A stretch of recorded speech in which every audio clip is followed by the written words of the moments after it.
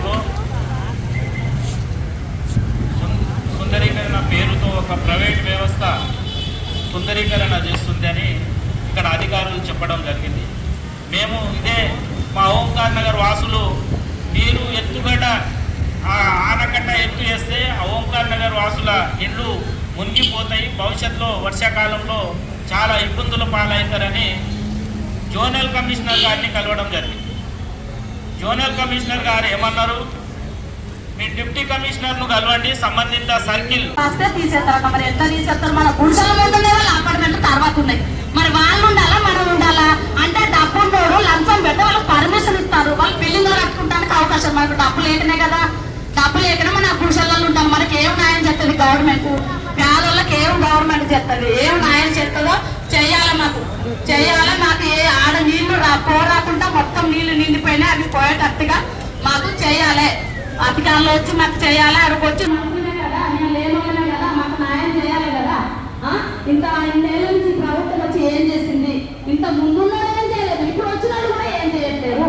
ఎందుకు ఇంత చిన్న చూపు చేస్తున్నారు మాకు?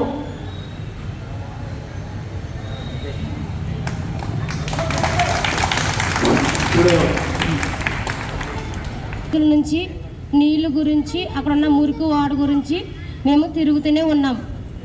నిన్న కాక మొన్న లక్ష్మీనగర్ వాసులు, లక్ష్మీనగర్ సొసైటీ వాళ్ళు బర్రెల శ్రీనాన్న దగ్గరకు వచ్చి మాకు ఫోన్ చేసి మీరు నీళ్ళు ఎందుకు ఇలా చేశారు, మీరు నీళ్ళు ఇలా చేయటం వల్ల లలిత గారిని విమలాని మేము అరెస్ట్ చేస్తున్నాము, మీ మీద కంప్లైంట్ రాస్తున్నాము అని ఫోన్ ద్వారా మమ్మల్ని బెదిరించారు. అవి మీకు ఏమన్నా తెలుసా? మీకు ఎవరికీ తెలియదు.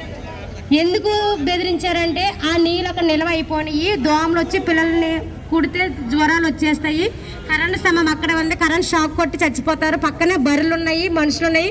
గతంలో కూడా అలాగే 2 పిల్లలు చనిపోయారు కరెంటు ద్వారా, బర్రె కూడా చనిపోయింది.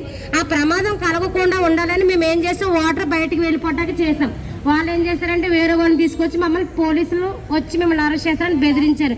అయినా మేము భయపడలే. మీరు కేసు ఎట్టుకుంటారో ఏమి ఎట్టుకుంటారో మీరు చేయండి అని చెప్పాను. నిన్న ఏమైందంటే నిన్న ఒక పాప ఆ నీటిలోకి వెళ్తుంది, నీటిలోకి వెళ్తుంటే ఆ అమ్మాయి కళ్ళు తిరిగి అక్కడ పడిపోయింది. మేము గబగబా అక్కడ పక్కన ఉన్న వాళ్ళని పరిగెట్టుకెళ్తే ఆ అమ్మాయిని తీస్తే ఆ నీళ్ళు ఇలాగంటే జుమ్ జుమ్ అంటున్నాయి. ఎమ్మటే లైన్ మ్యాన్కి ఫోన్ చేసి అక్కడ లైన్ మ్యాన్ మురళికి ఫోన్ చేసి మురళి అన్న వచ్చి లైన్ మ్యాన్కి ఫోన్ చేసి లైన్ మ్యాన్ వచ్చి కరెంట్ ఆపేసి అప్పుడు అక్కడ మీటర్లన్నీ తీసినాం. లేకపోతే అక్కడ ఒక 2 పిల్లలు చనిపోదురు. ఆ ప్రమాదం జరగకుండా మేము కాపాడాము.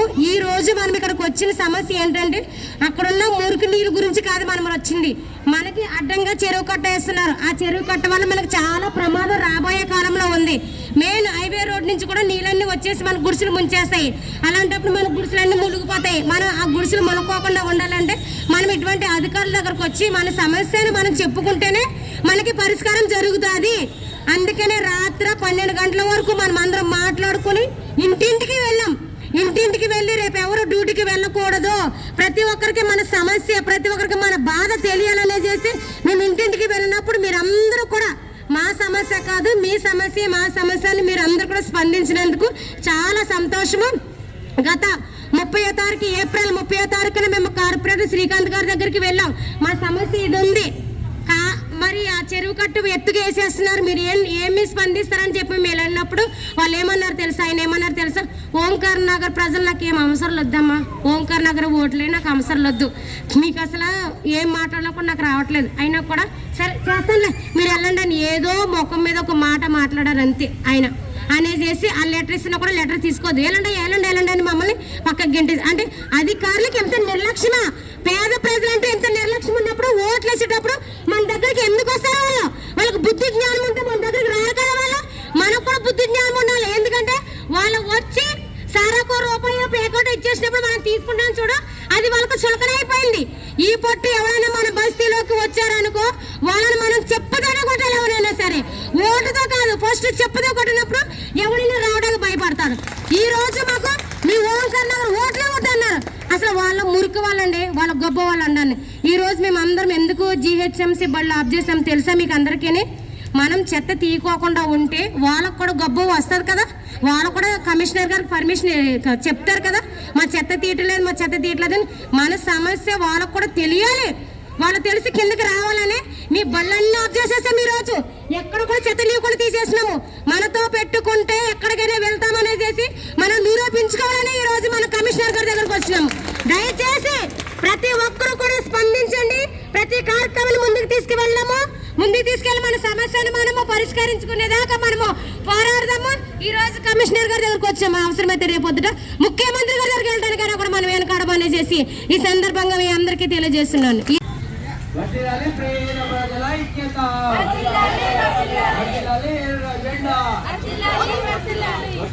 ప్రజా పోరాటాలు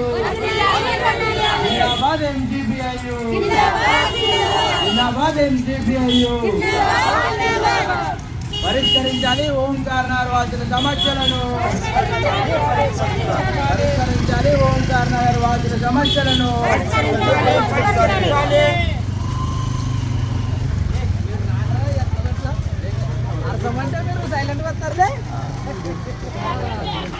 పరిష్కరించాలి వాసుల సమస్యలను,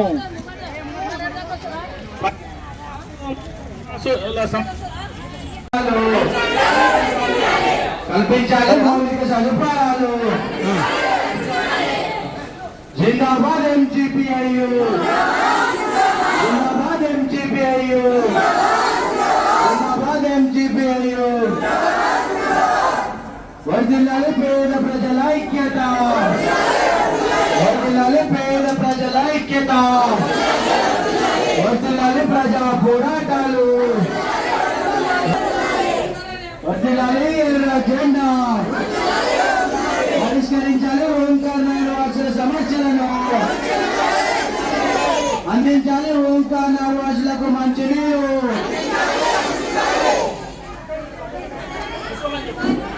ఓంకార్ వాసుల సమస్యలను కల్పించాలి మౌలిక సదుపాయాలు,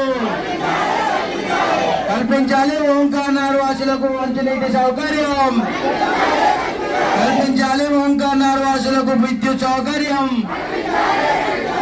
కల్పించాలి ఓంకార్ వాసులకు అండర్ గ్రౌండ్ డ్రైనేజ్. జిందాబాద్ ఎంజీపీఐయు, జిందాబాద్ ఎంజీపీఐయు. వర్ధిల్లాలి పేద ప్రజల ఐక్యత, వర్ధిల్లాలి పేద ప్రజల ఐక్యత, వర్ధిల్లాలి పేద ప్రజల ఐక్యత. జిందాబాద్ ఎంజీపీఐయు, వర్ధిల్లాలి ఎర్ర జెండా, వర్ధిల్లాలి ప్రజా పోరాటాలు. పరిష్కరించాలి ఓంకార్ వాసుల సమస్యలను, పరిష్కరించాలి ఓంకార్ వాసుల సమస్యలను.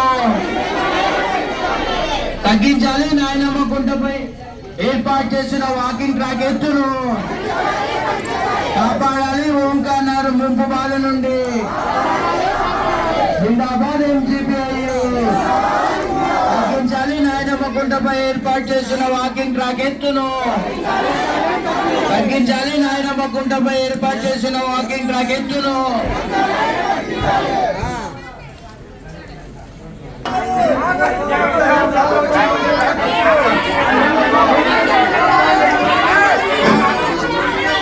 సైలెంట్గా ఉండండి అమ్మా, అన్న కొంచెం సైలెంట్గా ఉండండి.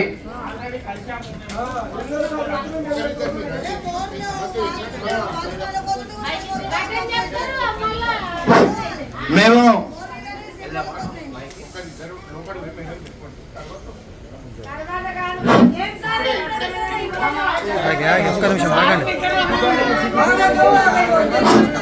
ఇప్పుడు మేము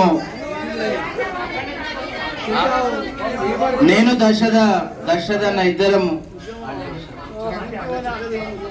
పైకెళ్ళి వారితో మాట్లాడి వారిని కిందకి తీసుకొస్తాము. అప్పటిదాకా ఈ యొక్క బస్తీ సమస్యలను ఇక్కడ ఉన్నటువంటి అధికారులందరూ కూడా తెలియపరిచే విధంగా